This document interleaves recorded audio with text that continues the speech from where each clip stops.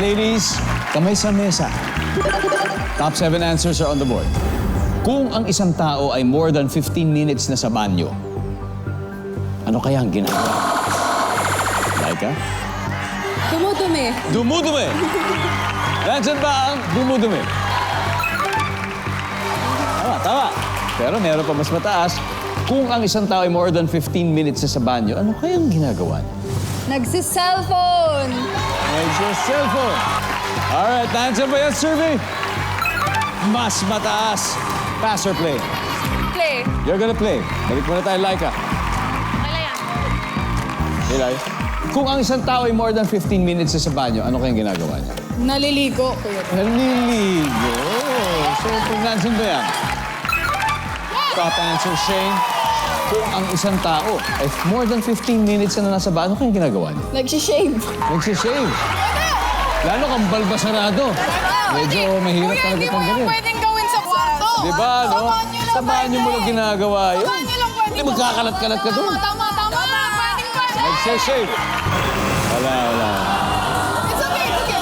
Savannah, kung isang tao ay more than 15 minutes na inside the banyo, anong ginagawa niya? Doing makeup. Makeup. Yung makeup. Nandiyan ba ang makeup? Wala na naman. Team Hustle, mag-huddle na kayo. Amy, kung isang tao ay more than 15 minutes na sa banyo, ano kayang ginagawa niya? Masakit ang tiyan or may dysmenorrhea. Ano ba? Survey says... Wala. Habol na kaya? Sean, ano kaya to? Kung isang tao ay more than 15 minutes na sa banyo, ano kayang ginagawa niya? Sumasayaw po. Sumasayaw, okay. Chay? Sumasayaw din. Sumasayaw din? Laika? May kakol. May kausap. May kausap. Angel, final answer. Kung isang tao ay more than 15 minutes na sa banyo, ano kayang ginagawa niya? Naubusan ng tubig. Naubusan ng tubig. Uy, hinihintay siguro na magkatubig. Siguro nagpupunas-punas na lang. Nandiyan ba ang naubusan ng tubig? Wala. Punong-puno ng puso at Team Puso sa round na ito. Ito, 151 points na sila so far. Team Hustle naman, wala pang puntos pero hindi pa tapos ang laban. Layo pa yan. Anyway, dahil may 4 pa sa board, so studio audience, hindi ako kay Chance Panalo. 5,000 pesos! Good. What's your name, bro?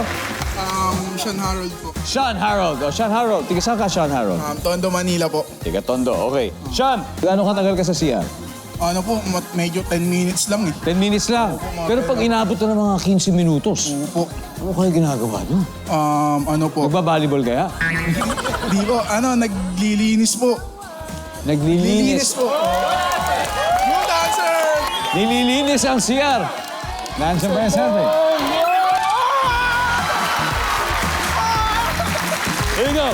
Let's go, balik. 1,000.